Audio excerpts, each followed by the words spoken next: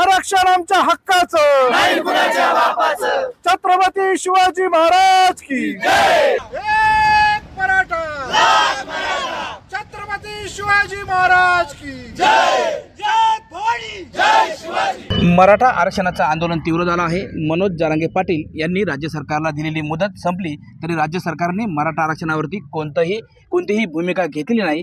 त्यामुळं मनोज जरांगे पाटील यांनी आंतरवली सराटी येथे उपोषणाचा दुसरा टप्पा सुरू केलेला आहे. मनोज जरांगे पाटील यांच्या आव्हानानुसार राज्यातील ग्रामीण भागात अनेक गावांमध्ये राजकीय नेत्यांना बंदी करण्यात आलेली आहे. आपण या ठिकाणी किल्ले शिवनेरीच्या पायथ्याशी जुन्नरमध्ये आहोत. या ठिकाणीही मराठा समाजाच्या युवकांनी, मराठा मोर्चाच्या कार्यकर्त्यांनी साखळी उपोषण सुरू केलेलं आहे. मात्र या साखळी उपोषणामध्ये किल्ले शिवनेरीचे म्हणजेच जुन्नरचे आमदार अतुल बेनके सहभागी झालेले आहेत. अतुल दादा, काय सांगाल? राज्यात इतर ठिकाणी राजकीय नेत्यांना गावबंदी केलेली आहे, तुम्ही मात्र या ठिकाणी आंदोलनामध्ये सहभागी झालेला आहात. मराठा समाज ह्या महाराष्ट्रामध्ये खूप अत्यंत त्यांची भावना तीव्र आहेत. त्यांच्या मनातले जे वेदना आहेत हे राज्यकर्त्यांनी जाणून घेतले पाहिजे. ते खूप मोठ्या प्रचंड प्रमाणात अस्वस्थ आहेत.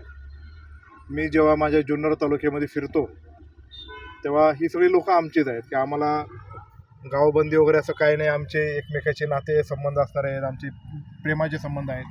पण जेव्हा मी गावात जातो तिथली जी महिला असेल, आता आम्ही शेजारी खामगावमध्ये गेलो होतो, आमचे सभापती वगैरे आम्ही बरोबर होतो, त्या महिलांची अशी भावना होती की आरक्षण दादा आपल्याला भेटलं पाहिजे.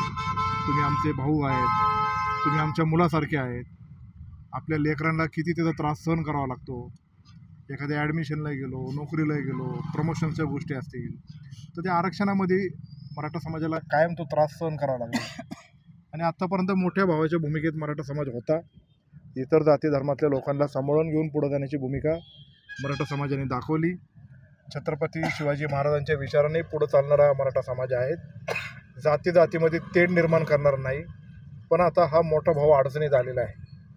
हे जे आरक्षणाचं काय आम्ही आमच्यासाठी म्हणत नाही, पण आमची जी पुढची पिढी आहे ती पण असं जर पुढं त्रास सहन करत असेल तर त्याचं फ्रस्ट्रेशन, त्याची वेदना ही आईवडील म्हणून हे आमच्या मनामध्ये आहे. आणि आमच्या घरातली माय, आमच्या घरातली भगिनी जेव्हा असं म्हणत असेल तर काय लोकप्रतिनिधी होऊन, आमदार होऊन, मराठा समाजाचं म्हणून आम्ही काय त्यांना तोंड दाखवणार किंवा काय त्यांचं करणार. म्हणून माझी सरकारला विनंती आहे की आता जरी तुम्ही काही घोषणा केली की मराठा समाजाला आरक्षण देणार किंवा सगळ्या गोष्टी करणार, पण ते कसं देणार हा एक लय मोठा प्रश्न आहे. ओबीसीतून देणार म्हटलं तर ओबीसी समाज आक्रमक होणार. 15% वाढून देणार म्हटलं तर ते क्वार्टर तिकीट नाही याचा प्रयोग आपण बघितलेला आहे. तर त्याच्याकरता काहीतरी केंद्र पातळीवर त्याच्यातून बदल घडला पाहिजे. त्याच्यामध्ये काहीतरी कायद्यात रूपांतर झालं पाहिजे. संविधानामध्ये आरक्षणाची जी व्याख्या आहे त्याच्यात काहीतरी बदल घडला पाहिजे. याच्याकरता महाराष्ट्राच्या सरकारने 8 दिवसाच्या आत विधिमंडळाचं एक विशेष सेशन बोलवलं पाहिजे, एक अधिवेशन बोलवलं पाहिजे की ज्याच्यामध्ये 2 ते 3 दिवस फक्त आणि फक्त सगळ्या सभागृहामध्ये मराठा समाजाला आरक्षण देण्यासाठी कशा पद्धतीने मार्ग काढता येईल याची चर्चा घडून आणली पाहिजे. तिथं सगळ्याच पक्षाचे आमदार आहेत. मराठा समाजाच्या आरक्षणासाठी ज्या ज्या नेत्यांनी आजपर्यंत पुढं गेले, भांडले किंवा त्यांची भूमिका त्यांनी जी मांडली, असे जे एक्सपर्ट्स असतील, त्याच्यामधले जे तज्ज्ञ असतील, त्याला कायद्याचं पण ज्ञान आहेत किंवा कसं आपण पुढं जाऊ शकतो, त्यांनाही बोलवा, त्यांच्याबरोबर चर्चा करा. आणि तो 3 दिवसाच्या अधिवेशनाच्या अंतिम आपल्या मराठा समाजाच्या आरक्षणासाठी महाराष्ट्र सरकारने काहीतरी एक ठोस पाऊल उचलून एक केंद्राकडे त्याची मागणी करावी. महाराष्ट्राचं आणि केंद्रातलं सरकार एकाच विचाराचं आहे, एकाच पक्षाचं आहे. त्याच्यामुळं इकडून आपण जे वरती पाठवू ते निश्चित प्रकारे आम्हाला खात्री आहे की केंद्र सरकार काही त्याला नाही म्हणणार नाही. पण मराठा समाजासाठी मात्र ठोस पाऊल उचललं पाहिजे. कुठल्याही पक्षाचं सरकार आहे त्याच्यापेक्षा सर्वच पक्षाच्या नेतेमंडळींनी एकत्रित येऊन माजी मुख्यमंत्र्यांच्या प्रति, दोन्ही उपमुख्यमंत्र्यांच्या प्रति, राज्यपाल, विधानसभेचे अध्यक्ष यांना मी आता काही वेळेत आमच्या ऑफिसमधून मेल जाणार आहेत, त्यांच्याकडे विनंती आहे, त्यांच्याकडे मागणी आहे की मराठा समाज हा आता खूप मेटाकुटीला आला आहे. त्याचा अंत तुम्ही पाहिलेला आहे.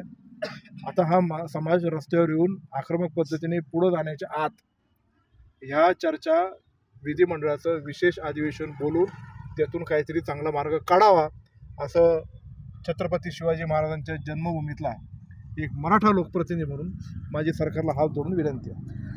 आपण मराठा आरक्षणासाठी राजीनामा देणार असं वक्तव्य केलं होतं, काय सांगाल याबाबत? निश्चित प्रकारे समाजाच्या पुढे कोणी नाही. ह्या माझ्या जुन्नर तालुक्यातल्या मराठा समाजाची संपूर्ण त्यांच्यावर चर्चा करून या जुन्नर तालुक्यामध्ये मराठा सेवा संघ गेले अनेक वर्षापासून छत्रपती शिवाजी महाराजांची शिवजयंती साजरी करतो. मराठा महासंघ आहे, संभाजी ब्रिगेड आहे. क्रांती मोर्चा जेव्हा घडला तेव्हा एक त्यांची एक कमिटी होती की ज्यांनी ते हे केली, तेही संघटना आहेत. त्याचबरोबर आता जरांगे पाटलांच्या नेतृत्वाखाली गावोगावी एक नवीन तरुण फळीतल्या सगळ्या पिढीतल्या या तरुण मराठा समाजाच्या मंडळी आता एकवटलेल्या आहेत. या सगळ्या संघटनांची, या सगळ्या समाज बांधवांशी ते मला जसं सांगतील त्या पद्धतीने मी पुढं चालणार. त्यांनी जर सांगितलं अतुल बेनके तुम्ही राजीनामा द्या, माझी राजीनामा द्यायची तयारी आहे, पण मराठा आरक्षणासाठी समाज बांधव मला जे सांगेल ते करणार म्हणजे करणार. मराठा समाजातील तरुणांनी जर सांगितलं मराठा आरक्षणाला जर गरज असेल तर मी राजीनामा देईल, अशी घोषणा आमदार अतुल बेनके यांनी केलेली आहे. टाइम्स नाऊ मराठीसाठी सचिन तोडकर, किल्ले शिवनेरी, जुन्नर.